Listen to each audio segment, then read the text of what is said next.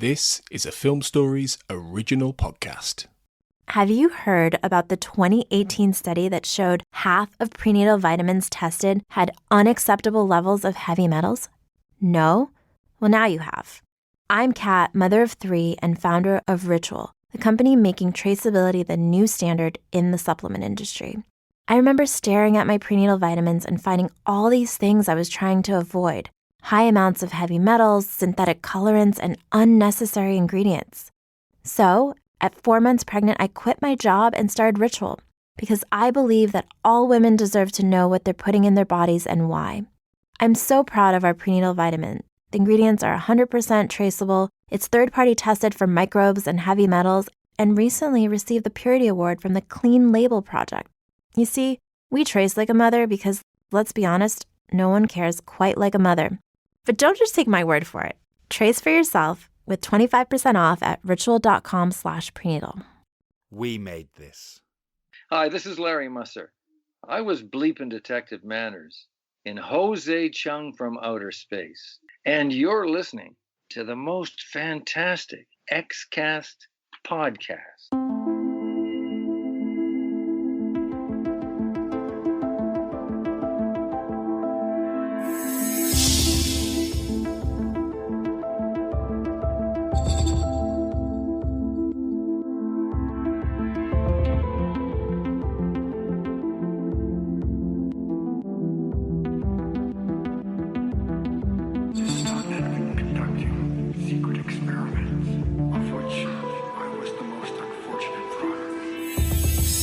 Hello everyone and welcome back to the X-Cast. The truth is in here. I am one of your hosts, Tony Black, and I'm joined by my regular co-host, Carl Sweeney. How are you, Carl, today? I'm doing well, Tony, and it's great to be with you as ever. Yeah, absolutely. And we have a very special guest with us today, don't we? We've got everyone's favourite bleeping X-Files writer. It is none other than Mr. Darin Morgan is with us. Darin, welcome to the X-Cast. Thank you. I'm everybody's favorite writer except my brother, who's he's his own favorite. Yeah, I think that's fair. Yeah.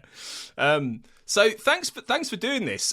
This came about. I mean, we've talked to Glenn in the past and a few of the other writers. We talked to Chris Carter, etc., Frank Spotnitz, but we genuinely have always wanted to speak to you, and because you are beloved within the X-Files fandom. So it's a real pleasure to have you on. And this came about really through, in part, our roving reporter Kurt North, who was at PhileFest recently and obviously met you. So we wanted to start by asking you how that was, the PhileFest experience. Did you enjoy it? And what was it like reconnecting with lots of people? It was great.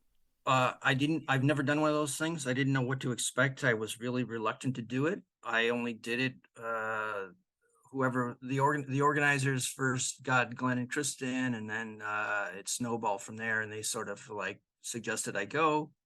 Like I said, I really kind of didn't want to. I'm so happy that I did, both because of seeing people I worked on the show that I hadn't seen in a while, like Frank and Bob Goodwin, but meeting the fans was really quite wonderful. And I don't know, and I'm sure, what else am I going to say? But I mean, like, the people were genuinely just like really nice people. And the stories they told about how they got into the show, and it was just a really kind of fascinating weekend. And I feel foolish for having been so reluctant to do it, which doesn't mean that I'm going to do more of them. But it was really a great experience. That's good. That's really good, because we didn't go to this one obviously, but we were watching on the outside, and Kurt was doing some reporting and talking to various people, and it seemed a great time, didn't it, Carl, from our perspective as people looking on? It did. I mean, I don't know if you had the same experience as us, Darin, but the 30th anniversary of the X-Files made us feel kind of old, because we've been X-Files fans since almost the very beginning. I don't know what it's like for somebody who actually worked on the original series. Just the passage of time's a funny thing, isn't it? I felt old when we were doing the show back in the day, so that hasn't changed much. But yeah, there was a lot of 30th anniversary stuff that happened at the same time. which was also interesting. That for like a week or two there, like a month ago, there were a bunch of articles and stuff that came out about the show, and it's sort of weird to. Yes, it's been a long time. So yes, I agree. It was a weird kind of like for a show to last that long in people's minds is kind of unique. So it's nice to be a part of that, I guess. Well, let's go back then to the beginning, really. And you will have told, I'm sure you will have told this story before, but just in case anyone isn't familiar with it, how did it all start on The X-Files for you as a writer? How did that all come about? So my brother Glenn was one of the co-exec producers, and that's why I watched the show. It's the only reason I watched the show, because I always watched whatever my brother worked on. But The X-Files wasn't really a show that I would have watched. I didn't watch a lot of television drama. I'm a comedy guy, so any kind of TV stuff I would watch would always be comedy stuff. So I watched the show, and I had been out of work. I had one previous job as a screenwriter for a film that didn't go well, and Glenn had got me a job or two working on some of the previous shows he had worked on, and a couple acting parts. But then the second season of the X-Files, he offered me a story idea and said, try to flesh this out. And if you can figure out how to make it work, I can try to get it so that you'll be hired to write a script. And that was the episode that became Blood. As I've always said, I'm credited as the story by on Blood, but it's not my story. That was Glenn's story. And what happened was, while I was kind of kicking the idea around, the show, somebody had turned in a script that didn't work, and they needed a script right away. And the only idea Glenn had at the time was for Blood. So he called me up and said, look, we've got to do this story now. We have to write it because it has to be written basically in a couple of days. But if I came up and sat in on story meetings with Glenn and Jim and try to help them, he'd give me story credit. So I did. I don't think I was any help. I don't think I really offered any story ideas that I can recall. But what happened was, in being in one of the meetings, I always credit, it was Howard Gordon, who himself never was really comfortable with the show. And I think he thought that I got the show in some way, just in, these meetings when you're talking, you can tell people either get it or they don't, or their ideas are worthy or not, or all that kind of stuff. And so the show needed another writer because I think they had just fired someone. And I met Chris at the same time. And without having read any of my stuff, I think Chris thought, because Glenn had me working with those guys, and that was enough for Chris to go, okay, this guy must be good. Because Chris hadn't read anything I had written, nor had Howard, nor had, nobody had. And yet, based on just kind of my working on the story with Glenn and Jim for Blood, they hired me. Well, of course, there was the Fluke Man thing in between, which is another another thing. But that was just Chris finding out that like I was out of work, and so I think he just gave me that job as to give me a job.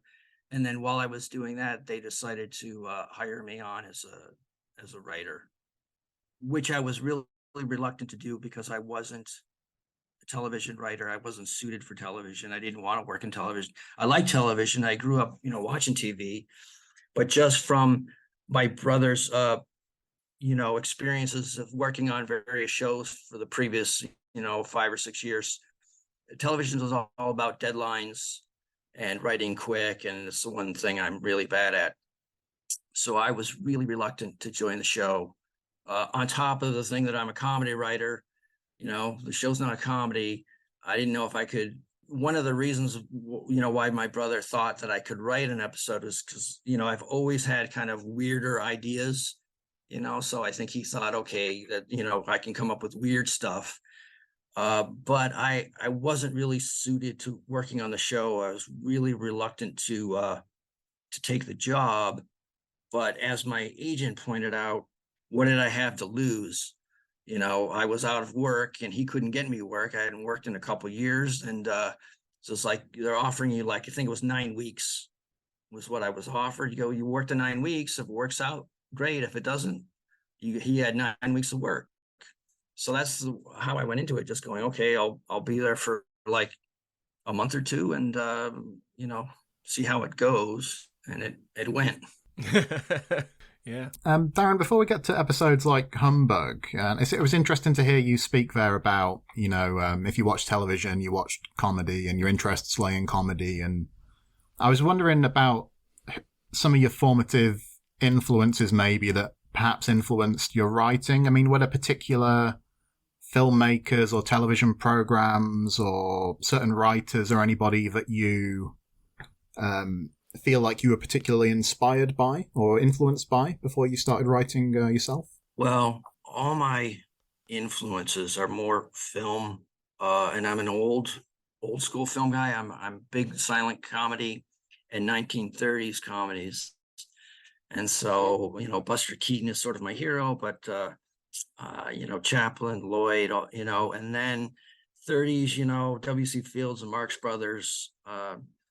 And then, the romantic comedies, Lubitsch and all those guys. I mean, I'm like old school Hollywood, film wise.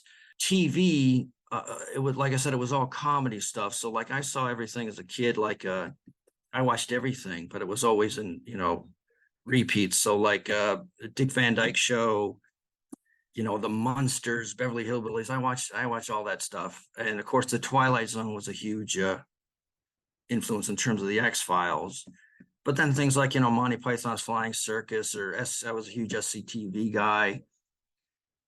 So things like that. I didn't watch, like I said, it was weird because I didn't watch television drama. And I thought about that when in Forehead Sweat, I cast Stuart Margolin to play Dr. They, and he had been in the Rockford Files, right? And the thing is, I never watched the Rockford Files. That was my dad's show. But the Rockford Files was so big, I knew the character name that he played. Like when he auditioned, I go, oh, it's Angel from Rockford Files. But like I had never seen the show. And then I go, why didn't I watch it? I didn't watch. And I often get accused of having all these homages to Twin Peaks. I saw like one or two episodes of Twin Peaks because it was a drama. I just, I just didn't watch television drama. So we had a question from a listener and a contributor to the podcast, Paige Schechter. So, obviously, like you said, you took on this job and then you get the gig to write Humbug. And she wants to know about your writing process.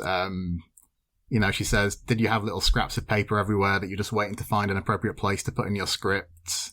And she also wonders if you find the process of writing cathartic in any way. Well, does having a nervous breakdown count as being cathartic?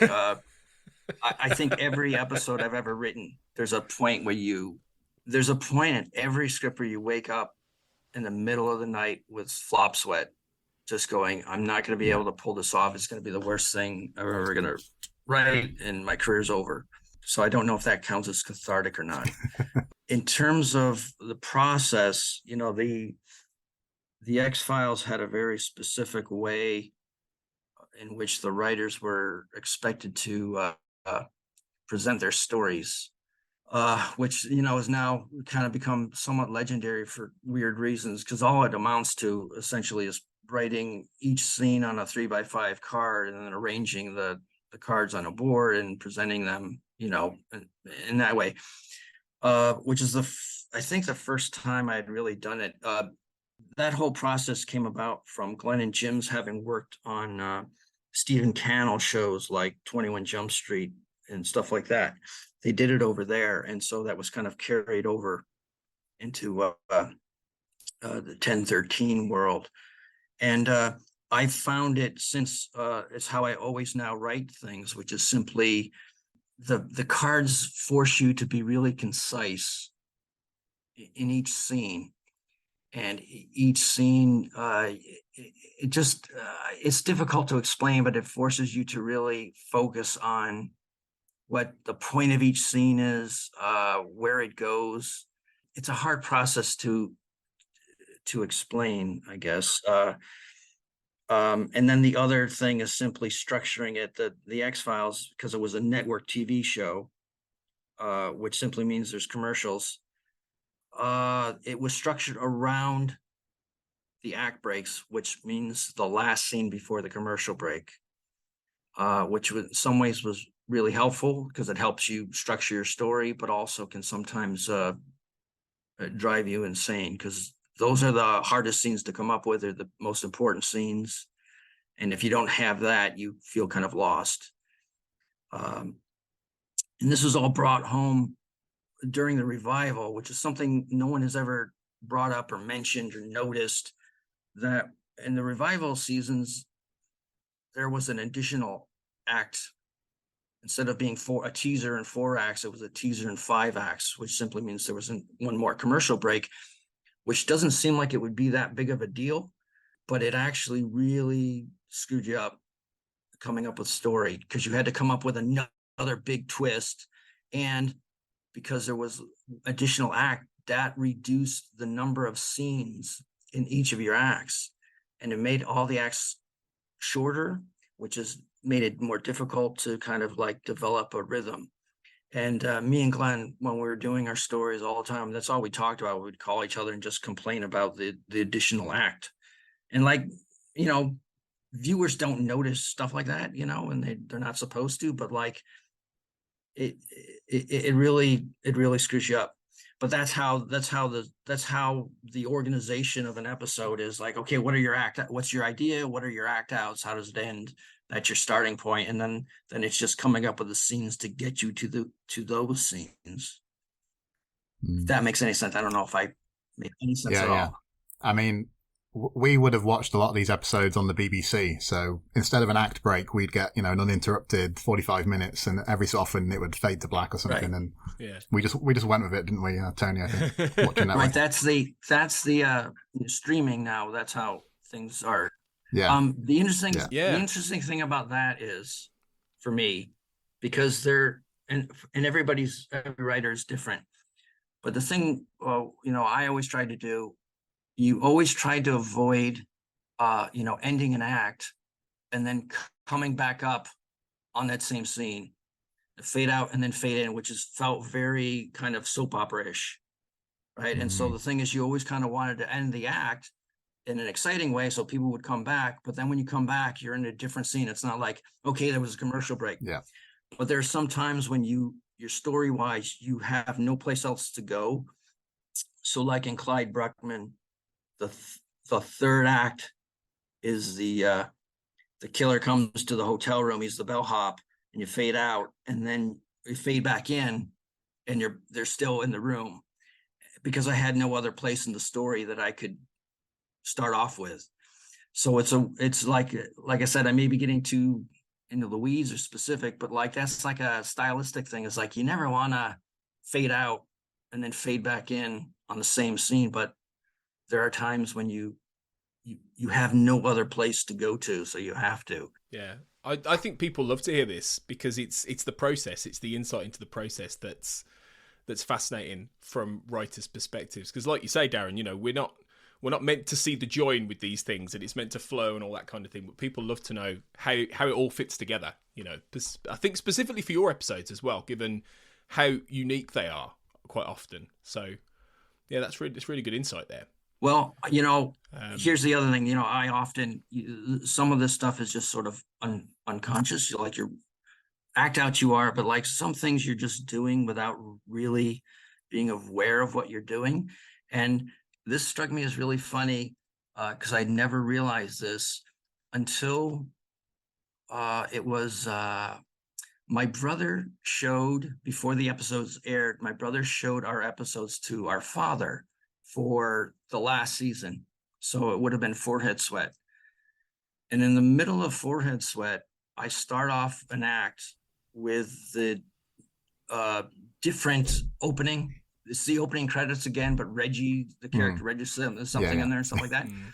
But when we were showing it to my dad, and that scene came on, he thought, because my brother was showing it to him on a computer, he thought something had gone wrong, right? That it was starting over again. So he was like going, wait, what the hell's going on, right?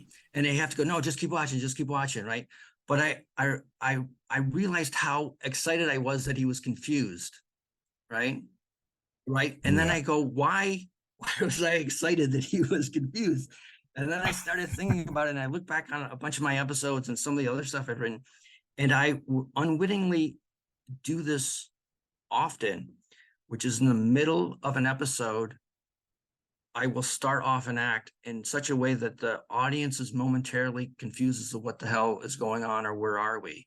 Like in Jose Chung, in the middle of it, I start with Jose Chung is interviewing the Blaine Faulkner guy, the kid that goes, Roswell. And you just start with the kid talking, and the audience hasn't yet met him. So the audience is momentarily going, who is this? What's going on? And it's like I said, I've done it several times and I wasn't aware of it. And I think it's just, I like keeping the audience on their toes, or making sure that they're paying attention or something, because it's a weird thing to do. Because I'm sure in a lot of like how-to screenwriting books, they never tell you in the middle of a episode or movie, start a scene in such a way that the audience doesn't know what the hell is going on. But it's a thing that, like I said, it's not, I wasn't aware that I was doing it until that happened, and I had to start thinking about it. I know it's maybe not exactly the same thing, but would an example of that desire to wrong foot the audience be something like the cockroach crawling across the screen in War of the Copperfages? That kind of flourish. It's not the same thing, but yes, it's. I think what it is like, and this people's way they view TV shows may be now totally different because of like streaming. People choose what they watch, whereas when we're doing the show, the original run, you would often hear that people would watch a show, they put a TV show kind of just in the background while they're doing chores and stuff. They weren't really watching. It was just sort of background noise. And I always kind of just sort of resent that, because you want the audience to be paying attention. So I think I often put weird little, the cockroach on the screen, or just like, Jose Chung has a lot of, you think one thing's going on and actually you reveal that it's something else. Like just the opening shot, you think it's the Star Wars thing, and then it's not that. Yeah. So I think it's just kind of that is an aspect of just wanting to keep the audience really having to pay attention to what's going on screen, which sounds normal. That's what everybody wants. But like I said, I think people used to watch shows differently than maybe they do now. Yeah. I don't know. Yeah, there was a lot of casual viewing experience or something. I think there was.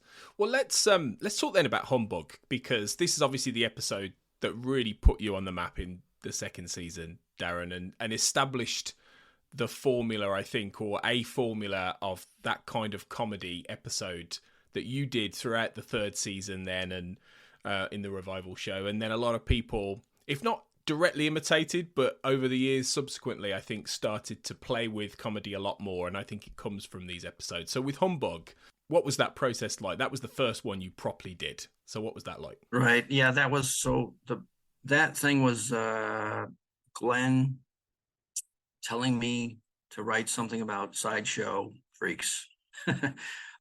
Just because I think, I didn't have an idea, and he thought I'd be able to come up with something. And he had a tape of the Jim Rose. Have you heard about the 2018 study that showed half of prenatal vitamins tested had unacceptable levels of heavy metals? No? Well, now you have. I'm Kat, mother of 3 and founder of Ritual, the company making traceability the new standard in the supplement industry. I remember staring at my prenatal vitamins and finding all these things I was trying to avoid. High amounts of heavy metals, synthetic colorants, and unnecessary ingredients. So, at 4 months pregnant, I quit my job and started Ritual, because I believe that all women deserve to know what they're putting in their bodies and why. I'm so proud of our prenatal vitamin. The ingredients are 100% traceable, it's third-party tested for microbes and heavy metals, and recently received the Purity Award from the Clean Label Project. You see, we trace like a mother because, let's be honest, no one cares quite like a mother. But don't just take my word for it. Trace for yourself with 25% off at ritual.com/prenatal. Circus, their tour, Jim Rose eventually played Dr. Blockhead, and that was kind of a weird kind of carnival kind of show. And he just said, do something with this. And so then it was just a process of reading about the history of sideshows and trying to come up with, it was tough because, like I said, watching the show, you look back at Humbug and it's all like, okay, I needed to be a killer. And then once again, going back to the act outs, all my act outs are somebody dies. Right? That was the only way I knew how to kind of structure the thing. And so it's just sort of a weird sort of murder mystery, structure. And then, because I don't know how to write something without it trying to be funny. It's the only way I know how to write. I just put the humor in it. When I pitched the story idea to Chris, I told him everything that was, the story was the story that I wrote. But I don't think he was aware of how much humor I was going to put into it. I think his concern was it seem just kind of silly. So he was like emphasizing, make it, I forget how he phrased it. It was something like, make the creature mythic or something. I don't know. I don't think he knew what to say at that point. When I turned the script in, he liked it, which, he could have very easily said, okay, I like this script, but this isn't the show. The show isn't a comedy. But I think he liked it so much that he was willing to do it. And that's a thing like, other episodes that came later that, the show later did more comedy episodes, which some people, don't like, some people do. If people, like those episodes, I always feel like that was my one contribution, I guess, to the show.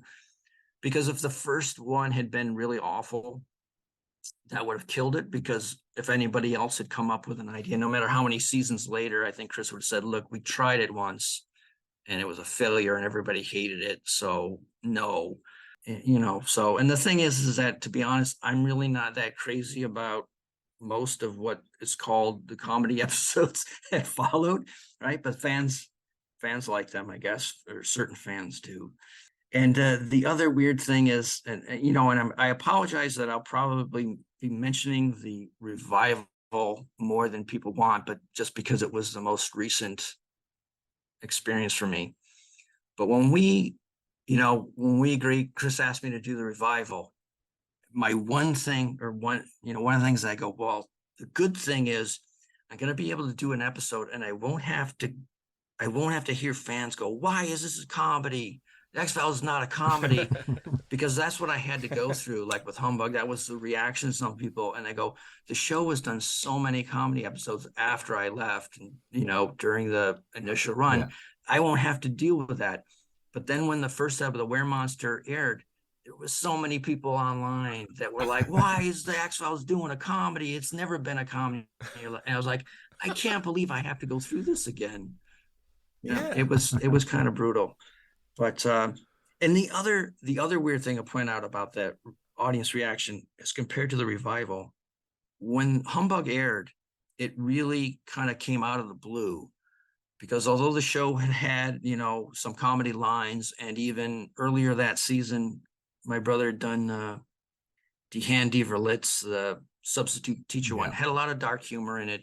So it's not like there wasn't any comedy or any humor in the show before Humbug.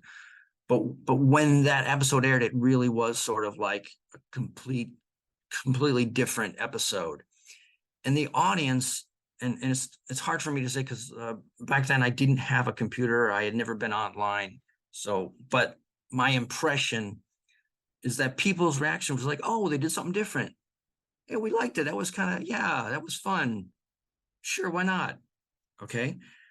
And yet, when the Weremonster episode aired, and people should have known, fans of the show should have known that the show had done comedy. It wasn't that out of the blue. People freaked out. So many people had a negative reaction just to the fact that it was a comedy episode. And I find that interesting because you hear a lot of talk now since, prestige TV and the golden age of TV and all that stuff, and all this thing about how television audiences are more sophisticated now and stuff. And I'm not really sure that's true. I think people want to give themselves credit just simply because they're watching more TV than they ever used to. I just find it strange that back in the day, during the original run, people were able to handle, oh, there was a change of tone in this one episode. Sure, why not? That was fun. Whereas now everyone's like, no, this isn't the show. Why are they doing this to my favorite show? You know, it was a strange reaction. Yeah. It does feel like that, actually. It's funny you should say that, because it does feel like there are fewer shows these days that do change tone in the way that something like the X-Files was confident enough to do. It feels like a lot of shows, even they're perfectly good shows, a lot of them, but yeah, they do stick to a particular format, don't they? Whereas with this, as you say, Chris Carter was, he was willing to go for it and say, okay, well, let's try this. Every show nowadays, it's because it's one long story. Everything has to kind of be, other than the plot development, everything has to be kind of exactly the same as the preceding episodes, or people will freak out. You might have like a bottle show, which is where you have one setting and you're doing that strictly for budget reasons. Or you might have a special episode where everybody sings or something, whatever. But for the main part, every episode has to have the same tone as the preceding episodes, because it's the same continuing story. And the X-Files didn't do that, which is one of the reasons why doing the revival was, I think, so difficult and had such an adverse kind of reaction to it, because people are no longer used to that change. And it makes it difficult in terms of, directing. I watch shows now, and you could watch an episode of a series. It can be the fifth episode of a season of, a show that's been on for a few years, and the episode won't have any new characters in it. Every character will have already been established on the show. And you could even have a show where like every location or set has already been done. And so essentially you're doing, I don't know what the director does, because you're not casting, you're not finding new locations, and you're shooting it to look like all the other episodes. You're not going to change the style of how it's shot. Whereas opposed to like when I'm doing one of the revival, you hire an actor who may not have seen the show. He doesn't know, if he watches an episode, to go, what's the show about? If he's not watching one of my episodes, he's not going to understand. And you have to explain to him, no, this is kind of funny. It's not like silly funny, but you got to play it like this. You're shooting in completely different locations. The way I shoot is completely different than how the other directors shoot. I mean, it's not completely different, but because you still have the same DP and crew and everything. But like what I'm saying is, every show nowadays, that's the point of the show, is to look exactly and be tonally exactly like all the preceding episodes, or the audience won't understand them, will just be confused. Whereas the point of the X-Files is it was sort of, other than the mythology episodes, was a bit of an anthology series. And that makes it tough because, you're going to have episodes that some people don't like. Even if you're a fan of the show, there's going to be episodes that don't suit you. And especially doing the revival, I think people had gotten out of that habit of accepting the fact that, oh, that episode stunk. Well, hopefully next week will be better. And you don't do that with shows nowadays, because no episode is really terrible, because nothing, people may get worked up if like if a character is killed off that they didn't want killed off, but you never get like an episode where people go, that was the greatest thing ever, that was the worst thing ever, because it's just a continuation of what had preceded. Seeing as you mentioned directing, Darin, I was curious about what you are like as a director. We kind of have that idea in our heads of a director as somebody who barks orders on set all the time, and I was just wondering if how you approach directing let's say one of the revival episodes. What's your kind of style? Yeah, I'm not a barker. That's the first thing. I'm, my main thing in terms of like directing, and I don't want to sound like I don't care. The thing to do is the actor's performance. It's like I was saying, you have a new actor who doesn't quite know, has never been on the show, and you're doing a show that's kind of different, and you really have to sort of help them. And I always think of myself in terms of direct, because I'm not like a great like director of actors. My main thing is basically saying, no, bigger, you can be bigger here, but like I think of it as just sort of like being a guide. You have to tell the actors, no, you can be bigger with the comedy here, or no, we've gone too far, maybe just bring it back a little bit, until they get comfortable. Like, I don't have to do it with David and Gillian, because they have already done it enough times that however they process going, okay, it's one of these type of episodes, they make their own adjustments and they know how to do it. A guest actor is sort of flying by the seat of his pants. And it's always interesting that I cast, like in the two revival, like with Rhys Darby as Guy Mann, and the Weremonster, Brian Husky, and first, they're both very, very funny actors. That's why I cast them. But the first like day, they're really trying to be dramatic, I think, and you really have to go, no, it isn't that, and it takes like a little time for them to settle into, okay, this is how to play it. The DPs and the crew of the X-Files they were great back in the day. The revival was a lot of the same people. They were all great. You don't have to do a lot of heavy lifting in terms of shooting it. Everybody comes up with great ideas. So my main emphasis is just, getting the performances. And it's a weird thing because, like I said, when people analyze directing and stuff, they're almost always exclusively talking about camera placement, camera movement, shots, because you can look at the shot and go, oh, look how the camera moves here, and blah, blah, blah. You can't do that with performance of actors, because unless you're on the set every day, you don't know what if anything, the director said to the actor to get that performance. And so there's an assumption that it's just the actor, which in part it kind of is. Like I said, I don't give a lot of direction to the actors, and most acting is just simply casting it correctly. But to me, it's the most important thing is directing the actors, which nobody, like I said, you can't talk about, you can't analyze, because if you're not there, you don't know what the interaction between the actor and the director was to get that performance. And so everybody just focuses on the camera. Yeah. That makes a lot of sense. Yeah.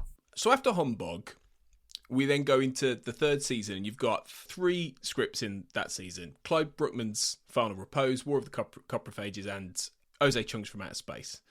And they are hugely memorable episodes. Episodes fans genuinely adore, I think.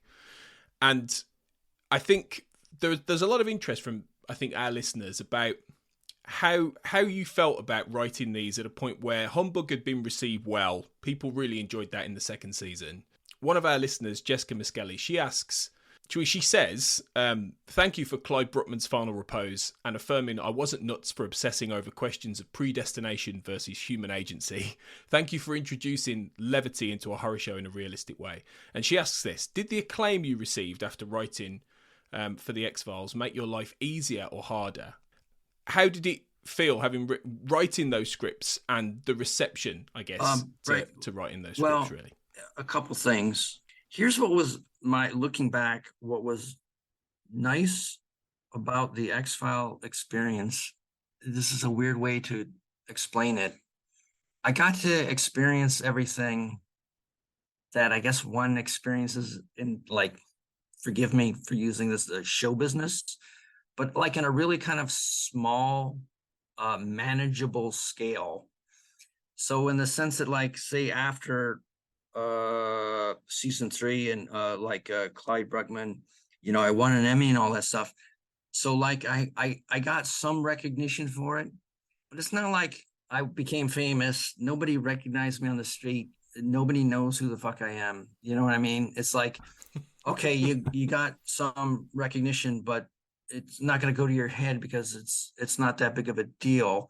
When I worked on the show during its original run, I literally did not know anybody who actually watched the show other than my parents. And they only watched because of, their two sons worked on it. So in terms of that, it was like, you got to experience what it was like to get some, acknowledgement from people, but like, it was just really small. So it didn't really go to your head. There was admittedly some pressure in that, like, for example, and it's a weird sort of way, like, okay, everybody really, Humbug, I think everybody kind of go, okay, that's fun. But people really responded to Clyde Bruckman. Not just like fans, I'm talking about like the production staff and crew. I think everybody acknowledged that episode was, was something different. So then when I tried to write the cockroach episode and it did not come out the way I wanted it, and it was like, I felt like I felt like added pressure, like I had failed. And I think people wonder like, oh, was this just a one-hit wonder kind of guy? Can you really sustain that? Is that just a fluke thing? So after when I did Jose Chung, I felt, and people may disagree because I know there's some people that really hate Jose Chung, but I felt like, okay, I proved that I can do this. And then after having done it, I didn't feel the need that I really had to prove myself ever again. Maybe that was another reason why I didn't come back to the show. There were other reasons other than that, but like I said, there was weird pressure added because you felt responsibility to the show and doing a good job. And like I said, after getting some attention, you want to justify it. So there was that pressure. I won't deny it, but like those shows, when they're doing 20 plus episodes, everybody was under pressure to not fail and do a good job. So it took a lot out of you, regardless of who you were. Everybody on that staff kind of suffered. So,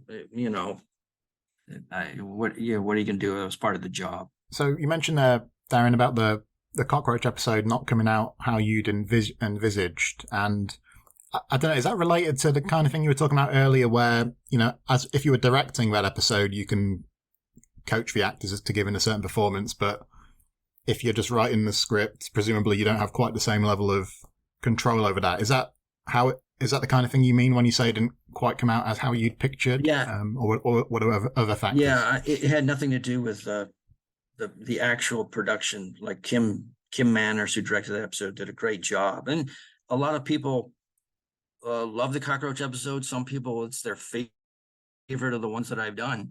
And I don't want to discourage someone from not liking it if they like it. I'm glad it was meant to be enjoyed. It's just that episode was the one that, like, when you're starting out an idea, you go, okay, I see it kind of like this in the hazy future. You go, it's going to be something like this. And of course, when you're first starting an idea, it's going to be great. It's going to be the greatest thing ever. And you work out the story and you go, yeah, okay, this could work. But then as you're writing it, like I said, every script while you're writing it, you go, oh my God, what was I thinking? This is a disaster. And then the script either comes together at the end or it doesn't. And you don't know why. And that one didn't come together for me. It just did not come up to what my hopes for it were. When we came back to do the revival, and I had to kind of like, I started thinking about the show in general and my episodes more specifically. One of the things that I think I don't like about that episode is that I prefer the episodes to be about some other character other than Mulder and Scully. So that's one of the reasons why I like Clyde Bruckman, because it's really about Clyde Bruckman. Mulder and Scully are there and they interact and they have an experience with that character, but the story is that new character. And even like a Jose Chung, where you don't have one main character, you have all these smaller characters. All those characters to me were good characters, right? And they weren't very deep. Most of the characters only appear in a scene or two. And even Jose Chung is just sort of sprinkled throughout, but all the characters throughout Jose Chung to me add up to like a lot of like great characters. Whereas opposed to the cockroach episode, the characters are very kind of cartoony and one note, whether it's Bambi, the entomologist, or the roboticist. You know, they're, and this is how I wrote them. That it's not the performance; they're just sort of flat. They're like one joke characters, kind of. And so that cockroach episode is more, and I think this is the reason why some fans prefer it. It has more about Mulder and Scully. You see Scully at home and the interaction with them, and it's mainly them, essentially, as opposed to some other character that the episode's really sort of about. So I think that's, and I wasn't aware of that when I was writing it, because like I said, it's weird when you're writing, sometimes you're not really conscious of what you're doing. You think you are, but you haven't thought everything through until later on. You can look back and see all the mistakes you made, or, certain things you weren't aware you were doing that actually worked out, but you weren't aware that you were doing them. So it's more that it just wasn't, it didn't live up to what I hoped, which happens, you write enough, the older you get, the more you accept. Yeah, it doesn't always go as planned, I think that's fair, absolutely fair. I mean, I like you say, Darin, I think there are a lot of people who really like that episode. I definitely think I'm one of them. What I can't get my head around is when you say there are people out there who don't like Jose Chung, because that just strikes me as I mean, I know comedy is subjective and everything like that, but that's such a fantastic piece of television. Like as was Clyde Bruckman. It's so hard to imagine people don't like that. I don't know if you agree, Carl, with that. Really? Yeah, well, they're both fantastic episodes, absolutely. Yeah. So there was a woman at PhileFest. She came up and she asked me to sign something, and as I'm signing it, she goes, "All of your episodes are in my top 20 favorite episodes, except for one." And I don't want to ask, but I have to, so I go, "Well, which one?" She goes, "Jose Chung." She goes, "I just didn't like that." And I just started laughing. I have no, reaction other than laughter.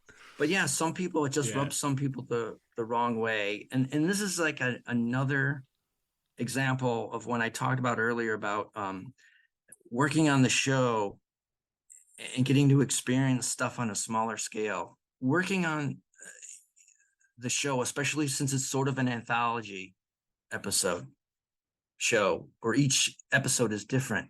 And we all know that everybody has different tastes. Like, we all know everybody's tastes are different. But it's different when those tastes are about something you've made. And so when someone says, "I hated that," when you're first starting out, it drives you crazy. It really tears at you. But over the years, I've come to just accept, in a way that I hadn't as a kid, just go, look, everybody's tastes are different. So when the woman says she hated Jose Chung, you're going, "Yep, sorry.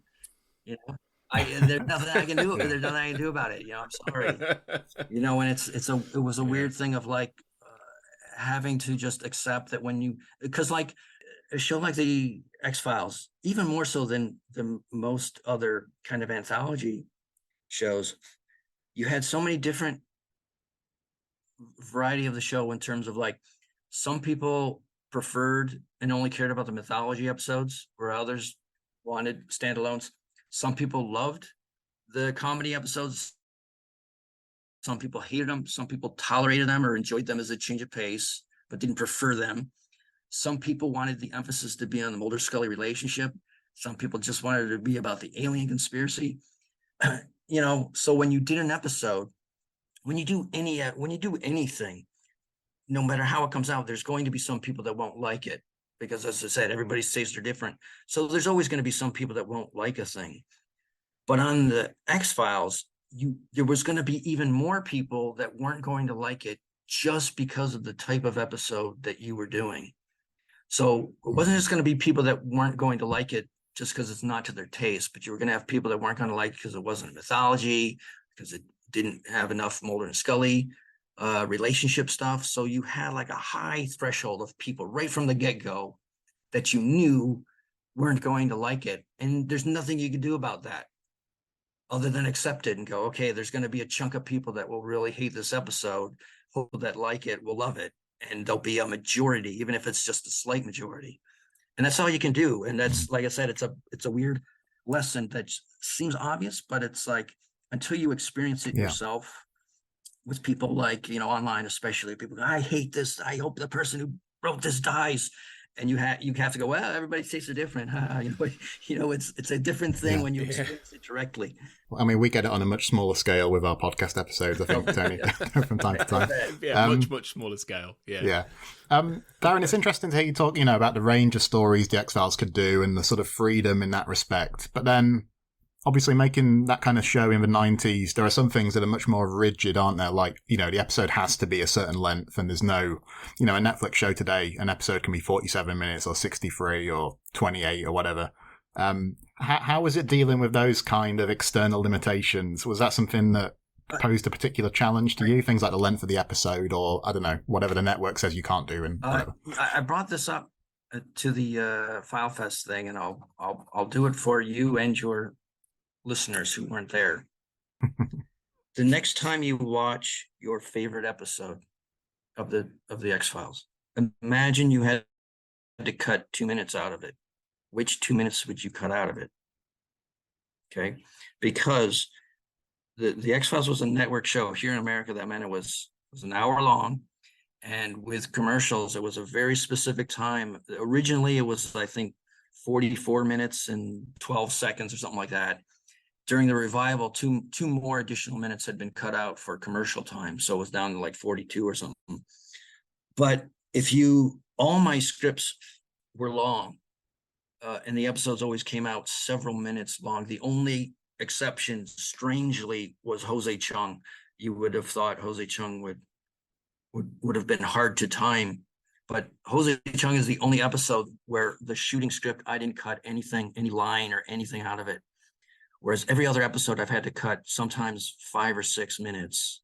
And the thing is that it's really, because you like yourself, they go a couple minutes long. They just add a couple minutes. So it drives me crazy when I'm setting my DVR or whatever, and it's, it goes 2 minutes over and I don't record the ending.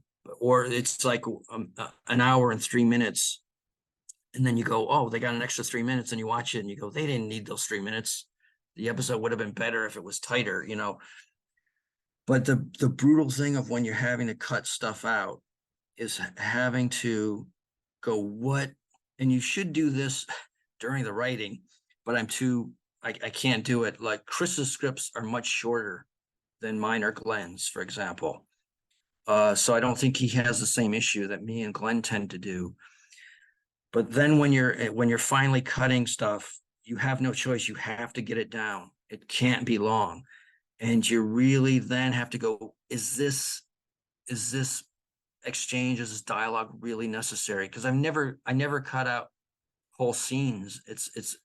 You're not allowed, you can't, because if you've written the script, your story shouldn't be able to, like, oh, let's just lose this whole scene. It's usually like little chunks or little bits of business. And the difficult thing is some of those things are really good, but you go, the thing I told at FhileFest is this is what'll happen when you go, you have to cut out 2 minutes. What 2 minutes will you cut out? You'll watch, you'll go, there's a scene in this episode that I love that I've always hated, and I'm going to cut it out. And then you go and you time it, you watch it and you time it, and it'll be like 2 minutes exactly. But in watching it, you'll realize, oh, I can't cut this out, because if I cut it out, none of the story will make any sense. Right. And so there are things that you have to keep, even though you didn't write them well, or the performances were bad, or something about it was bad, but you go, I can't cut this out, or the story won't make any sense. And so you start losing little bits or lines or jokes that are funny, but you go, okay, I don't desperately need that. And so you're whittling it down. And I think sometimes my shows might suffer a little bit just because the pacing is sometimes maybe faster than it really should be, but I have no choice.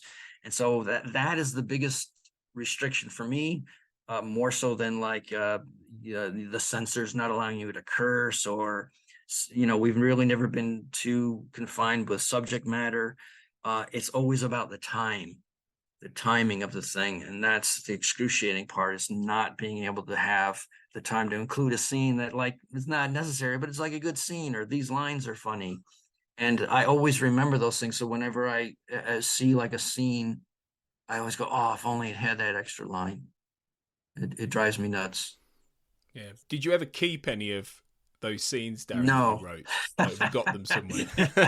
I have VHS copies of dailies from when I directed Millennium. So I have outtakes of that, mainly because you can hear one of the actors cursing me because he forgot that he was mic'd. So I keep it, just hear the actor like complain about me, which I think is hilarious. But no, I don't have any of the old footage. I wish I'd kept it, but it's funny. We were going to ask about Millennium, actually, since you brought that up, because we've got quite a few listeners who do watch Millennium, etc. And you wrote 2 equally great episodes of that, Ozai Chung's Doomsday Defense and Somehow Satan Got Behind Me. What was that like? Because they were obviously stylistically on a similar vein, but it was one of our listeners, Vogan, says, how did you manage to find the comedic side of a show that was usually so bleak, which obviously Millennium was? So that what was that like? Oh, it was painful. It was a difficult experience. The thing is, like Millennium, the first season of Millennium, a lot of reviewers, their criticism of the show was that it was too bleak and that it was too dark. And I didn't agree, because especially back then, I really like dark, bleak material. And I don't think that's a valid criticism to just say something is too dark.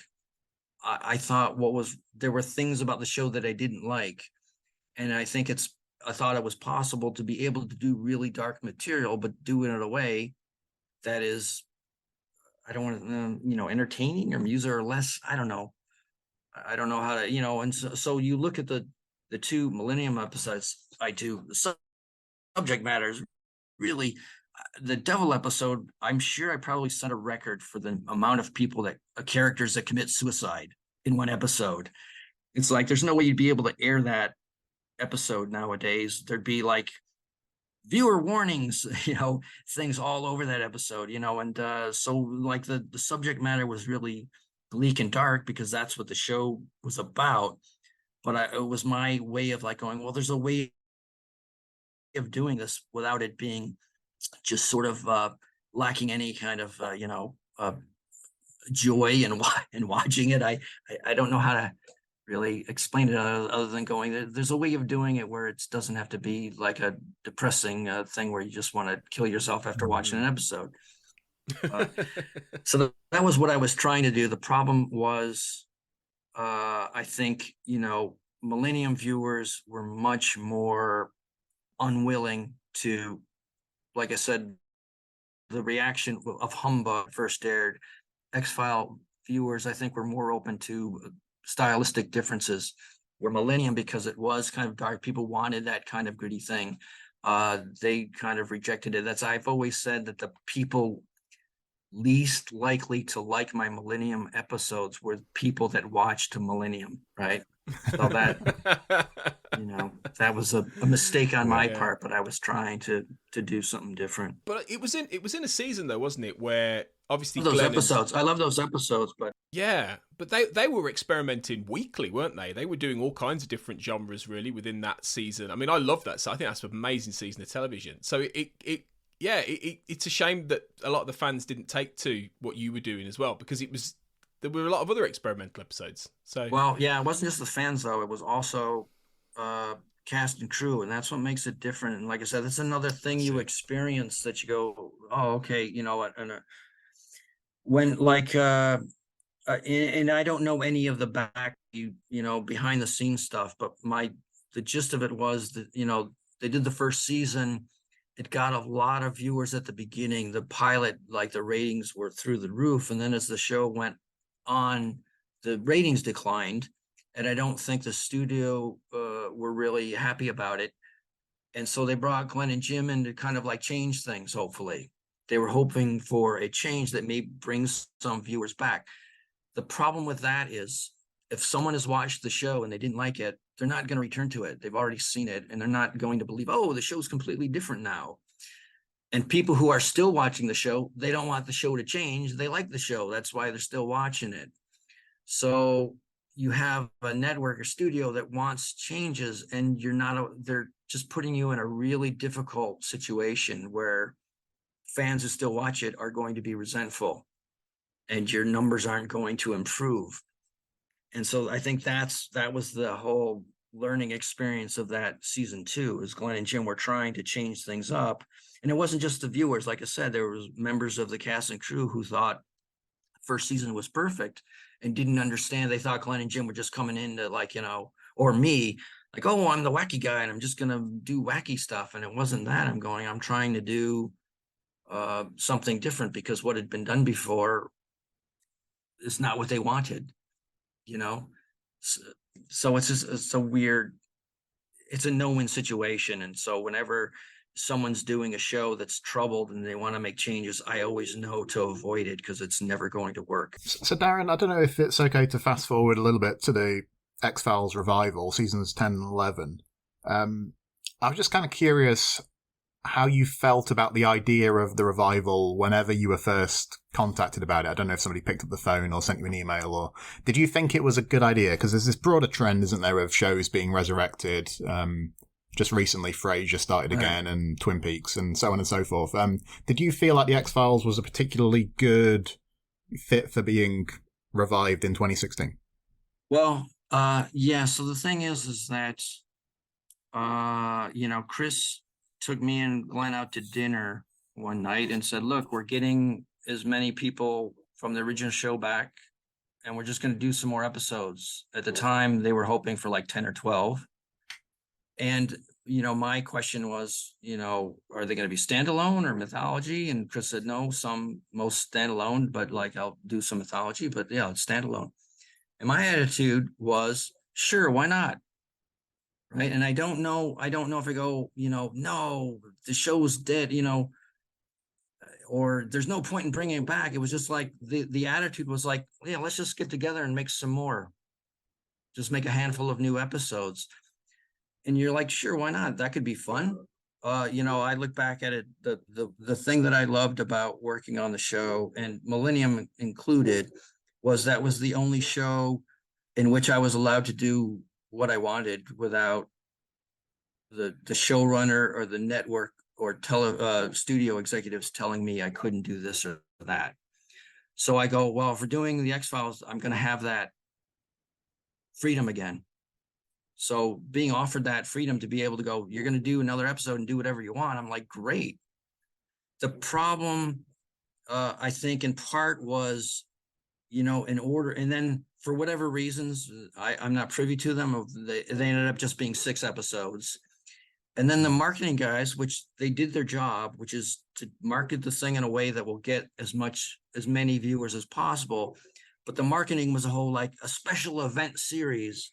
Yeah. Gave the impression, I think, that people thought that it was going to be a limited 6 episodes that were going to be, a one story, self-contained, and wrap everything up. And that wasn't what was pitched to me, right? And so I think people were disappointed or were expecting something different than if they were just expecting, hey, guys, we did some more episodes. You want to watch them?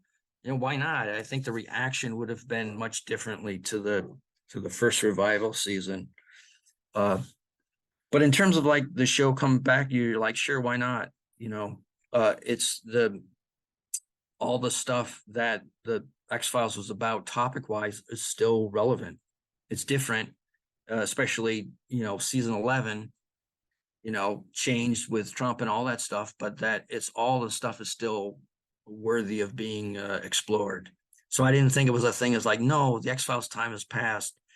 It seemed like there had been enough time to look back and reflect, and that was as good a time as any to do it. Were there any ideas that you had back in the day that you brought forward into things like Weir Monster and Forehead Sweat? Because am I right in thinking you were potentially down to do a season 4 episode, and that obviously didn't come to pass? But did you bring anything from the past with you, or was it all new, years later, ideas wise? No, no. So, and this is an often repeated story that is not true. that I was supposed to Right. do an episode in season 4, and Okay. and then Right. backed out at the last, 2 days before I backed out, and then the guys in desperation came up with the Scully Gets Cancer episode. I think Frank is the one that started that legend, and it's like since after FhileFest proved in talking to Frank, his memory is kind of not, and I have a terrible memory too, but I know that this is like, It's the Mandela effect, yeah, isn't it? It is. I know it's not the Mandela effect, because if I had agreed to do an episode in season 4, I'd be able to tell you to this day how much they would have paid me. Right. Because if I had agreed to if I had told Chris, yes, okay, I'll do one, the next thing I would have done is call my agent and said, I agreed to do an episode, negotiate my fee. Yeah. In the same way, if I was about to call Chris Carter up 2 days before my episode was due and say, I don't have anything, you're fucked, bye, I would have had to call my agent up first and say, hey, I'm about to call executive producer and tell him he's fucked. And my agent wouldn't have allowed me to do that. So it's not a Mandela, but there was an open invitation from Chris to, like, if I ever had an idea that I wanted to do this, he'd love to have me come back and do one. And I had been working on an idea, but I only come up with a handful of scenes. And so when Chris did call me saying, hey, we have a spot open. We talked about you doing one. Do you want to do one this season? Because if you're going to do it, it has to be right now. And I don't know how much time he was giving me to write it, but I was like, well, no, then I don't want to do it, because then I'd be back under deadline, which is one of the reasons why I left the show in the first place. So no. Here's a weird thing. I won't go into too big a detail. The idea I was working on was a ghost story. Okay. And the big twist in the ghost story was that there was a character throughout it that you didn't know was a ghost and had died until the very end. And I go, okay, I didn't have time to do that for the show, but I go, you know what? That's like a pretty good idea. Maybe I'll write it as like a feature or something. I don't know how much time after that I read a thing going, oh, there's a new movie coming out with Bruce Willis. That's here's my memory not working. I can't remember what the hell is that movie with Bruce Willis and Haley Joel Osment? Oh, The Sixth Sense. Yes. Yeah. So when I heard there's a new ghost movie called The Sixth Sense, I instinctively knew, oh, that's the twist. And so I went opening day to that movie, which I rarely do. Yeah. And I knew from the second scene, I go, oh, he's dead. Right. And I had to sit through that movie knowing and as a result, I hate that movie. Right. So, I tell you that story to explain why, after leaving the X-Files, a few years later, after the show was over, Frank did a revival of The Night Stalker, asked me to be on that staff, which I needed a job at the time, and I did it. And I had come up with the premise for the Weremonster for that show. I had written the script. The day I finished the script, the next day the show was canceled, and so that episode never got produced or aired. But I had always loved the premise of the monster getting bit by a man and turning into a man. And so because of the Sixth Sense thing, I lived in fear that someone was going to do that story before I got a chance to, because I still had going, maybe I should write that as its own separate feature and all that stuff. And because I'm lazy, I never did. So when the revival, Chris brought up the revival, I was like, here's my chance, because this is really an X-Files story. Frank's revival of The Night Stalker was essentially kind of an X-File. It was the X-Files essentially, but instead of being FBI agents, they were reporters. So the story still works. It would fit this. And so I was really kind of happy to go. I finally got a chance to do this story. And so that was another thing when the revival came out, some comments online, because people knew that they took it as me just being lazy. Like I didn't bother to come up with a new story. But my thing is like an unproduced script is not is not anything. It doesn't count as anything. It's like I so desperately wanted to do this story for literally a decade that I was relieved to be able to do it. I had to rewrite a bunch of it to fit Mulder, and I think the original story was actually much funnier, but I think the rewrites I did for Mulder actually made the script better. So I was just relieved in terms of being able to do that story finally and getting it off my chest before anybody else had done it. Because if somebody had done it as a feature, nobody would have want, hey, there was an unproduced Night Stalker episode from 10 years ago. So it's like that idea is gone and you can never use it again. It's like the ghost thing of the ghost being dead. So I was just sort of a relief to do that episode finally. And with Forehead Sweat, obviously that's a different kind of tale. Obviously it's much more going into like you said, I mentioned the Mandela effect earlier, Carl, perception and all this kind of, that must have been very fun to put together, and I know there's a huge amount of love for that episode particularly. I think it was the most fun I've ever had on anything my whole career. Oh, brilliant. And on the recent picket lines, I bumped into Brian Husky a couple times, the actor that played Reggie, and he kind of, he really loves that episode. And I said the same thing, going, yeah, it's the most fun I've had. It just was, writing is never fun. So like the writing of it wasn't very fun, but shooting the thing was the most fun I've ever had. And would Brian Husky be an example of, you mentioned earlier about how some actors will come on a show, and I think I get a sense from reading one or two interviews with him that, he wasn't somebody who had watched every episode of The X-Files. He probably had some awareness of it, but... yeah, he had... was that like that? Yeah, he hadn't seen the show. He had, of course, he knew of it. And so that was and Brian's a really funny guy, just naturally funny. So initially he was, I think...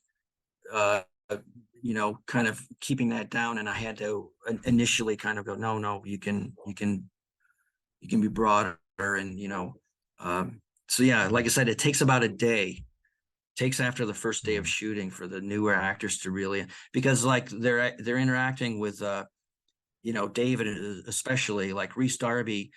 The first 2 days was all the weremonster was all stuff at the graveyard, and I think interacting with David, who understands what the tone is, working with him helps them as well figure out, okay, it's more like this rather than straight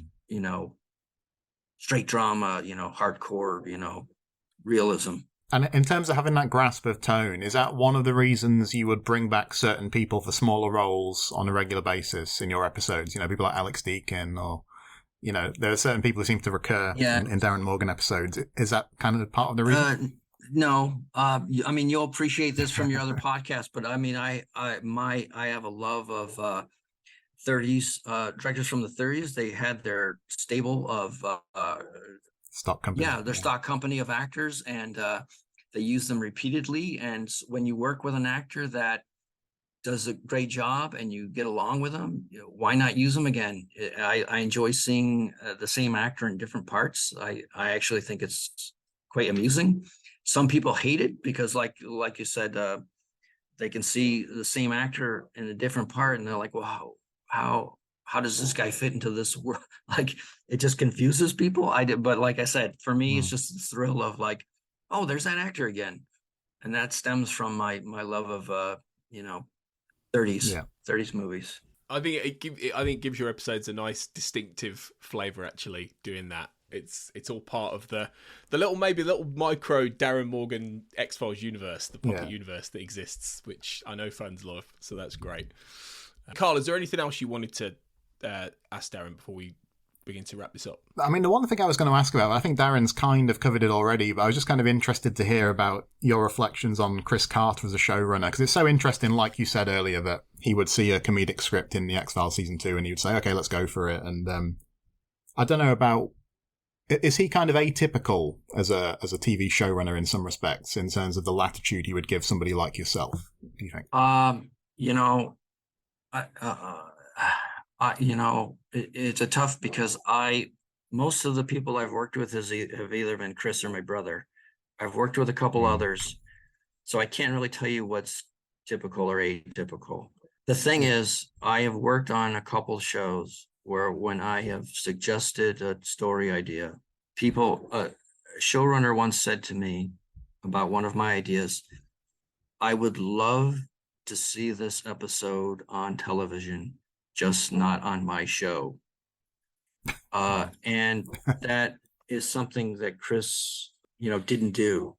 And it's really, and I didn't appreciate it at the time, but like, the benefits of doing an episode that's really different than the typical series are really small compared to the potential disaster. You could have an episode that's so bad, people are like, I'm not watching this show anymore. And so it was a real risk, looking back on Chris's part, to go, no, okay, we're gonna do this. In terms of Chris's relationship to me was weird because of Glenn. I think Chris thought like Glenn was at the beginning, like supervising me more than Glenn actually was. And so Chris gave me a lot of leeway that he didn't give to the other writers because of that. But that's, showrunners are human beings, and everybody has, like in any kind of work relationship, the boss has a different relationship with the people that work for him. And sometimes it makes sense and sometimes it doesn't. You could have a really mediocre worker that the boss loves, and someone who's like really a great worker, but just rubs the boss the wrong way. And so it's a personality thing, and there's no rhyme or reason to it. And so, Chris is no different, that he reacted to my stuff and he liked my scripts, and he didn't have to do any rewriting. And that's all he wanted from me. So it worked out for both of us in that respect. And like I said, I've worked on other shows where the showrunner just couldn't handle it. And I don't blame those showrunners, because they're probably right. I did an episode that's so different. It could really, especially nowadays, well, as we talked about earlier, where the tone has to be so similar to all the previous episodes. So I don't blame them. Well, I think we're all glad that Chris didn't do that. Absolutely, because we're better off with the episode you gave us. But wait, I didn't get a chance to do my thought experiments about the revival. The revival. Oh yeah. I'll try to keep these short. Okay, without saying it. Okay, get in your mind what your favorite episode is, standalone episode. Yeah. Right. If that episode had aired in the revival, either season 10 or 11, do you think you would appreciate it as much as you do now? Oh. For me, should we reveal our episode, Darin? No, because I feel like you're going to feel obligated to name one of my episodes. Well, I actually wasn't, but like I was going to name one of your brothers actually, but no. I think for me, I would have been about, what age would I have been? Let's say maybe 12 or 13 when I'm seeing some of the episodes I now consider my favourites. And I suppose at that age, you're very impressionable, and, the music you love when you're a teenager is the music you carry forward for the rest of your life. And I imagine it's similar with TV episodes, that you probably love them more than something you come to 20 years later. I don't know if that's what you think, Tony. Yeah, I think maybe. Yeah, I think the one, my one is, I still think it would work. Don't get me wrong, but yeah, it would just feel, it would be different, wouldn't it? So, it's a difficult one, Darin. You would still appreciate it. You would still recognize that it's good, but there's no way you would like it as much as you do now. You just wouldn't. And I have no way of proving that, but I know it. And because there are certain episodes, like I'm fully convinced that, like, if my cockroach episode had aired in season 10, everybody would have hated it. Everybody would have hated. Maybe a few people find it amusing, but most people would have not only hated it, but would have went, why? The show comes back after all these years and they're doing like a silly robotic dungy. People would have hated it. And conversely, my revival episodes, which on the whole were fairly well received. There's some people that hate them both. But I'm also convinced that if either of those episodes, and I know it's tough, like with Forehead Sweat, because of the what it's about, and that David and Gillian are older, and Were Monster is about getting older in some ways. But if either of the my revival episodes had aired, say during season 3, people would have went crazy for it. There wouldn't have been any kind of the qualifying of my episodes that, like, I got like a lot of people going, oh, the episode's good, but maybe like season 7 good, or it's good, but it's not as good as his old stuff. But I'm completely convinced that if it had aired during the original run, people would have went crazy for him.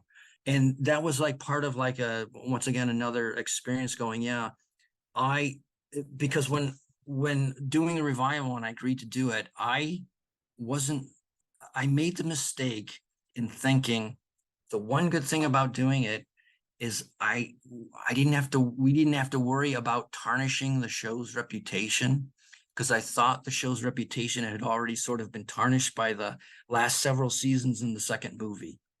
To be honest with you, like you go, everybody sort of acknowledges that the last few seasons in the second movie weren't as good as the show in its prime. So you don't have to deal with that. But I was wrong.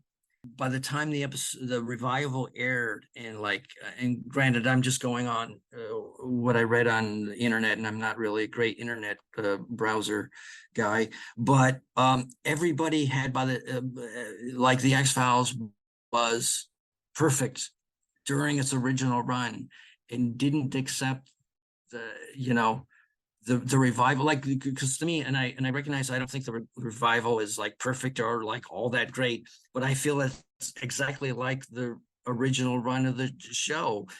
It had some great episodes, it had some of the worst episodes, and that's like every season of the original run was just like that, up and down. And I thought that the revival was the same, but you had to compare. Everybody was comparing it to the original run, and everybody looks back at the original run through, a nostalgia haze, just like you're talking about as a kid. These things, when you saw them when you were young, made an impression on you in a way that they can't now.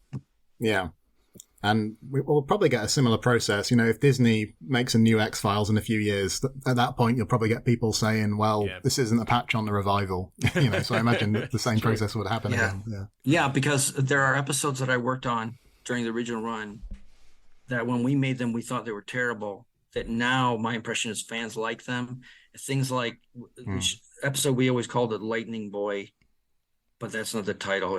It's the one with Jack Black and DPO. Yes. Yeah. When we made that, when that aired, we all thought, well, we kind of dodged a bullet. It wasn't a disaster, but nobody thought it was good. And now I think fans seem to like it.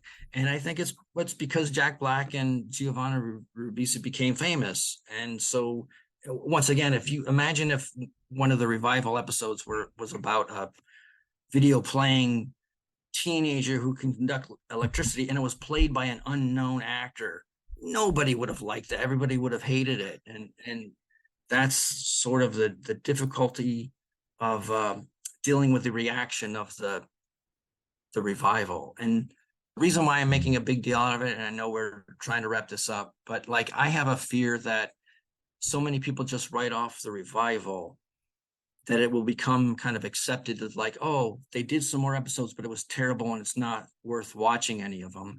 And I think there are some that are worth watching. And in the same way that Millennium is sort of a series that doesn't kind of exist anymore because people can't see it, and that the episodes that I did I really like and I'm proud of, but like nobody's seen them. I have that same fear that the revival episodes will also sort of disappear, and it worries me that in the future, if people keep watching the show in some capacity, that people will be more likely to see my cockroach episode than either of my revival episodes, I think are much better. Yeah. It's a worry of mine. Well, if it's any consolation, I mean, we covered the new episodes when they were released, but we'll be coming to cover them on the podcast in the next year or two. So I don't know what you think, Tony, but it'll be interesting to return to them after, 5, 6, 7 years has passed. And with a bit of distance, I think people will be able to see the strengths of them more. Absolutely. Well, absolutely. That was one of the reactions of forehead sweat. People that liked it was like, "Oh, this episode's going to date so quickly," but it's more relevant now, I believe, than it was when it first aired, and it's only going to get more relevant in the next year, unfortunately. So it'll be interesting to see what and that's people. I think when the first movie came out. And full disclosure, I've never seen all of the movie, but I think there was sort of people were excited to go to the movie theater and see the X-Files, but I think there was sort of a disappointment that it wasn't as good as they had hoped. But now, just like the Lightning Boy episode, I think everybody sort of loves the movie and considers it you have to watch the movie if you're reviving the. So the revival maybe in the future will also be looked upon differently. I'd be curious if someone who had never seen the show decided they wanted to watch all the X-Files, but they watched them in random order. Would their reaction be similar to kind of the established, what people think of as are the favorite episodes or the best episodes? I think there'd be a big difference in how a person reacts to certain episodes. Yeah, because back in the day, we wouldn't necessarily watch in random order, but it was very common for somebody to start watching the series midway through season 3 or something, and you'd have to circle back to see all the episodes, and it's very unlikely to happen now, isn't it? I guess with the way streaming works and all that. Yeah, and now everybody feels obligated. I've got to start from the beginning, and I'll notice online comments are when does the show start getting bad? And it's well, in theory, if I want to be honest, the show was bad from the beginning because there were some episodes that were always horrible, and so it isn't really making it all the way through the thing. It's what are the best episodes? Which episodes should you be sure that you see? People don't watch things like that, though. So. Well, we're going to keep championing the revival, Darin. And to be honest, we'd love to get you back to when we're doing those episodes to talk a bit more about the revival episodes, if you're game for that, because we really love them. Not yours and many of the others as well. So yeah, we'll keep flying the flag, Carl, won't we? Yeah, absolutely. It's a shame in a way, Darin, that I don't know. You say you're not on social media and that kind of thing much, but not all the fans are, as bad as criticising all the episodes and what is the show anymore. True. And there are a few of us who aren't like that. There's a lot of love. Yeah. Yeah, there is. Yeah, if you say so. Darin, thanks so much for the time you've given us today. It's been brilliant to talk about so many things with you. So we can't thank you enough. But obviously, you're not a big online guy or anything like that. But what are you up to generally that people might be able to look out for? Are you up to anything in particular? Is there anything you want to mention before you go? No, I'm up to nothing. I spent all summer on the picket line, and now I'm just recovering. Sure. So yeah, nothing for them to see. I'm sorry. That's all right. They've got all the great stuff you've done in the past. They've got this interview. It's the most productive thing I've done all year. So that's the same for us as well, really. So absolutely. Yeah. Well, Darin, thank you. It's been a real pleasure. Thank you ever so much. All right, thank you, guys.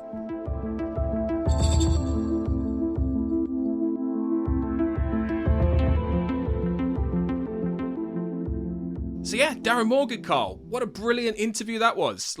He had some fantastic things to say, and we went down all kinds of rabbit holes and things like this. What a great guy. It was really brilliant, wasn't it, to talk to him? And, we're never sure when we interview people how long we'll have with people, and he was very generous with his time, wasn't he? He was. Just a fascinating person to listen to. And I think we managed to work in a lot of the questions that listeners posted for us in the Facebook group, didn't we? I think some of them he kind of addressed himself, so we didn't feel the need to, put the question to him specifically. But no, I thought he was fascinating, honestly, and that was fantastic. Yeah, and the thing is, we did have some questions, didn't we? Like, can you ask him about a specific thing for a specific episode? And those are all great, guys, and we love those. But when you're talking about something that's, 25, 30 years ago, I think sometimes it's better to get a broader perspective. And he gave us that, I think, really. So if you feel like we didn't drill into certain episodes enough, then I think try and bear in mind that there are certain things he might not even know now, or certain things in a passage of time. So, but yeah, I think where he went with the conversation was great. So yeah, I think he's great to listen to, like you say. Yeah, and I think that's why I asked a few questions about what it was like to write for television at a time when the episode had to be a certain length, and I feel like you can get interesting reflections that way. Like you say, sometimes with the hyper-specific stuff, that can be the wrong way to go with an interview like this, I think. So we had some great questions, though, from the listeners, and We did. Yeah, I think it was a fun one, wasn't it? Because I think I said to you before, when I'd heard Darin on other podcasts, like Kumail Nanjiani's podcast, I seem to remember him talking quite extensively. And that was fun, wasn't it? Just in a way, we just had to kind of sit back and listen. And he was a very good raconteur, I thought. I love that. Yeah, holding court, definitely. I love that. It's great. And we don't always get that, and it's brilliant when we do. And I think they feel a little apologetic, don't they, sometimes, where they worry they've spoken too much, but not at all. Like, I could have done this for another 2 hours. Oh, yeah, because like the other 600 episodes of the podcast, that has us talking on. We're happy to not say much on an episode like this. Absolutely. Exactly. Yeah. So any prospective guests who are listening, you talk away, guys. All right? We'll just sit back. Because that's what people are here for. So yeah, thanks, Carl, for doing this with me. It's been brilliant, and we'll hopefully won't see the last of Darin on the podcast as well. Hopefully, we'll get him back for the when we get to the revival episode. So that's something we'll try and do. All right, well, we'll call it a day there. We'll be back for more season 9 coverage and various different things coming up. So stay tuned. I'll see you soon, Carl. Yeah, cheers, Tony, for setting this one up, and lots more to come. And just final thought on Darin Morgan, which was that it was great to hear him be a bit of a champion of the revival too, wasn't it? And yes, especially considering that on the podcast we're eventually going to be getting to those episodes again. And that was one aspect of it that I enjoyed a lot, was that he was flying the flag for season 10 and 11 quite a bit. Ditto, absolutely. Final quick thanks from me to Kurt for helping us arrange this with Darin as well after PhileFest. So cheers, mate, for that. That's it wouldn't have happened without you, so that's brilliant. And thanks for listening, guys. We'll be back soon, as I say, but as always, remember, trust no one. The Xcast and X-Files podcast was created by Tony Black and is produced and hosted by Carl Sweeney, Sarah Blair, and Kurt North. You can find the podcast on Twitter at the X_cast, on Facebook by typing in the Xcast, and in our group, X-Files Basement, the Xcast podcast fan group, and on Instagram at the Xcast pod. Don't forget, you can support the show by becoming a member on Patreon. Our patrons get early access to episodes, behind-the-scenes chats with our hosts and a thriving community of X-Files, and other premium interviews and specials. To find out more and subscribe, you can go to patreon.com/thexcast. That's patreon.com/thexcast. We are also part of the We Made This podcast network, full of popular culture shows, including our Millennium series, The Time Is Now. You can find all of our shows at our website, wemadethispod.com, or via Twitter at wemadethispod. Thanks for listening, and keep watching the skies.